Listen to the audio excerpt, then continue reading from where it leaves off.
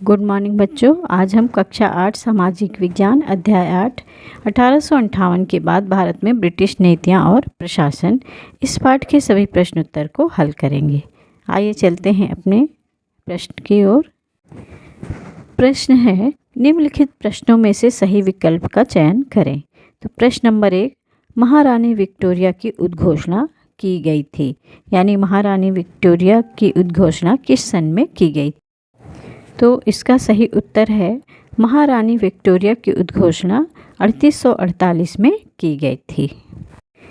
दूसरा है कि भारत का शासन इंग्लैंड की महारानी के हाथों में सौंपा गया, यानी किस अधिनियम के तहत भारत का शासन किस सन में इंग्लैंड की महारानी के हाथों में सौंपा गया? तो इसका सही उत्तर है, तो इस प्रश्न का उत्तर है कि भारत का शासन इंग्लैंड की महारानी के हाथों में 1858 अधिनियम सौंपा गया था। प्रश्न 3, भारत में पहली नगर पालिका की स्थापना की गई थी, तो कब की गई थी? तो इसमें से कोई भी नहीं। अगला प्रश्न है, भारतीय सचिवालय के प्रमुख को बुलाया जाता था, तो किस नाम से बुलाया जाता था? तो उन्हें भारतीय सचिव के नाम से बुलाया जाता था। अगला प्रश्न है, रिक्त स्थानों को भरें। एक सदस्य वायसराय की मदद करने के लिए परिषद का गठन किया गया, तो यानी यहाँ पे कितने सदस्य परिषद का गठन किया गया था? तो यहाँ 4 सदस्य परिषद का गठन किया गया था। दूसरा है, ब्रिटिश आर्थिक नीतियों का गठन किसके हितों की रक्षा के लिए किया गया था? तो यहाँ उत्तर होगा कि अंग्रेज़ों के हितों के लिए किया गया था। अगला है, तो किसके हितों के लिए रक्षा के लिए किया गया था? अंग्रेज़ों के हितों की रक्षा के लिए किया गया था। 1876 में सिविल सेवा के लिए न्यूनतम आयु कितनी थी? तो यहाँ पे होगा 19 वर्ष थी। फिर लकड़ी के प्रस्तावों को लागू करने के लिए लॉर्ड रिपन ने किस आयोग का गठन किया था? तो यहाँ पे उत्तर होगा शिकारी आयोग का गठन किया था। इन सभी के उत्तर मैं आगे आपको दे रही हूँ, जो इस प्रकार हैं। 4 सदस्यीय परिषद अंग्रेज़ों के हितों की रक्षा के लिए, और उस 19 वर्ष की आयु थी, और शिकारी नामक कानून को लागू किया गया था। अति लघु उत्तरी प्रश्न। प्रश्न नंबर 1, किस अधिनियम के द्वारा इंग्लैंड की महारानी को भारत की महारानी बनाया गया था? तो इसका उत्तर है 1858 के अध्यादेश के द्वारा। फिर प्रश्न नंबर 2, तो प्रश्न 2, 1848 के बाद गवर्नर जनरल को कैसे संबोधित किया गया? तो इसका उत्तर है गवर्नर जनरल को वायसराय के रूप में संबोधित किया गया। अगला प्रश्न है, स्थानीय शासन का जनक किसे माना जाता? तो स्थानीय शासन का जनक लॉर्ड रिपन को माना जाता है। अगला प्रश्न है लघु उत्तरी प्रश्न। प्रश्न नंबर 1, रानी की उद्घोषणा का संक्षेप में वर्णन कीजिए। तो उत्तर है कि कंपनी के शासन की जगह क्राउन के शासन ने ले ली। कंपनी क्षेत्र अब अंग्रेजी सरकार द्वारा शासित थे।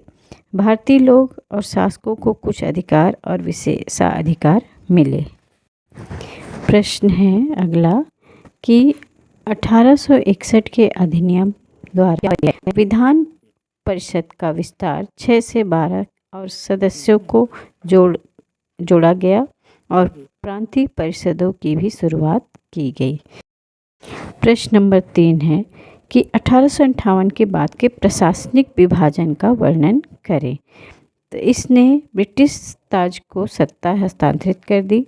भारत के राज्य सचिव नामक एक मंत्री को ब्रिटिश संसद में भारत सरकार के लिए जिम्मेदार बनाया गया था। गवर्नर की प्रशासनिक विभाजन हुआ।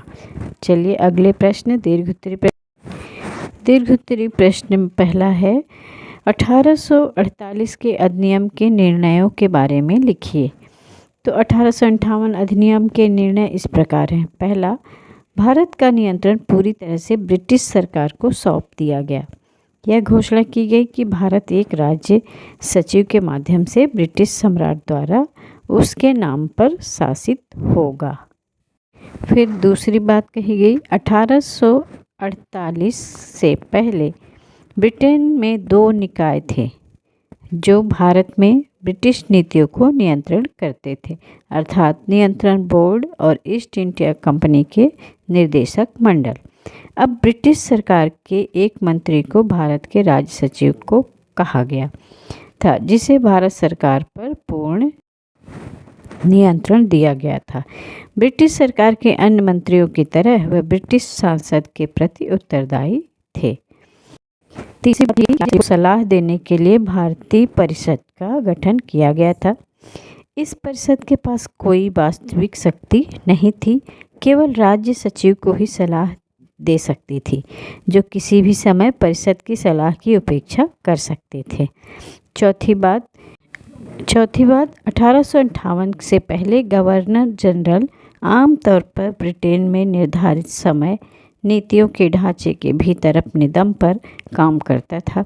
परिवहन और संचार के उन्नत साधनों से भारत में पहले से गवर्नर जनरलों द्वारा प्राप्त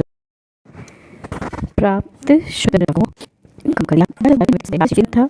उसके बाद उन्हें अपने निर्देशों और अन्य लोगों के अनुसार काम करना था।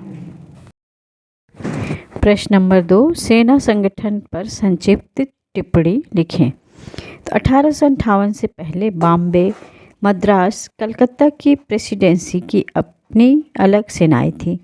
प्रत्येक सैनिक की इकाइयां और ब्रिटिश सैनिकों की रेजिमेंट शामिल थी। बाद के 2 संयुक्त थे।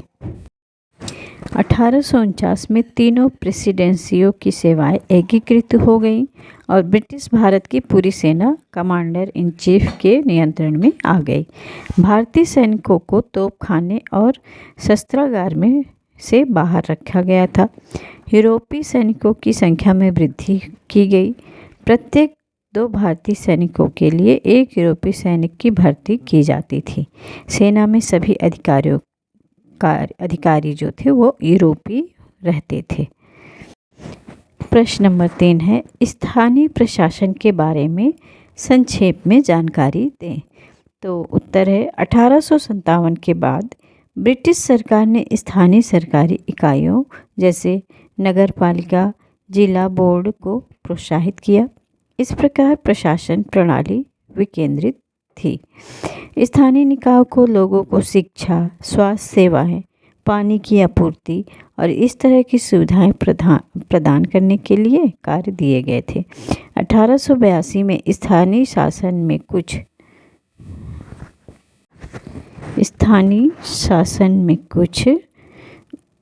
महत्वपूर्ण परिवर्तन किए गए। पुरानी व्यवस्था को भंग कर दिया गया। सफाई, सड़क, जलपूर्ति और स्ट्रीट लाइटिंग जैसे मामलों की उपेक्षा की गई।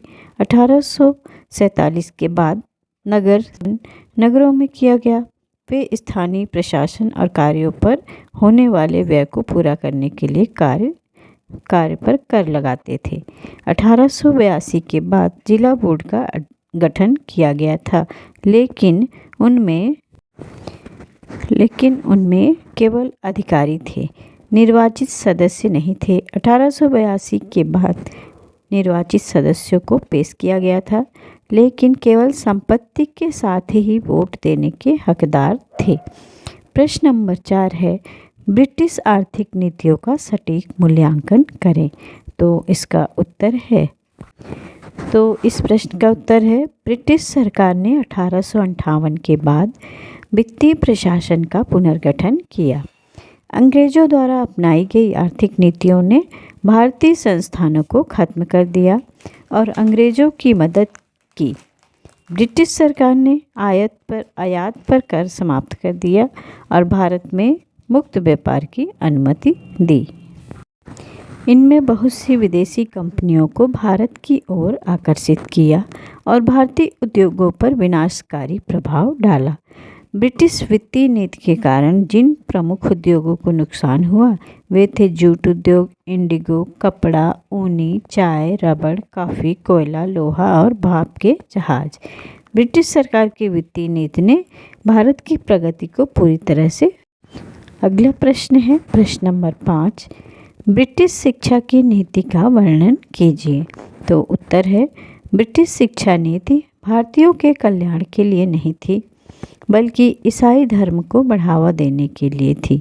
अंग्रेजी शिक्षा प्रदान करने के लिए अधिक थी। 1820 में स्थापित मिशनरियों के द्वारा अंग्रेजी भाषा को बढ़ावा दिया। इसके बाद अंग्रेजी भाषा को बढ़ावा दिया गया और 1854 में वुड्स ने अन्य भारतीय भाषाओं के साथ अंग्रेजी भाषा को बढ़ावा देने का सुझाव दिया। इस तरह से हमने पाठ 8 के सभी प्रश्न उत्तर को यहाँ पे हल किया। वीडियो पसंद आई हो तो लाइक कमेंट ज़रूर करें। Thank you. मिलते हैं अगले वीडियो में, तब तक के लिए बाय।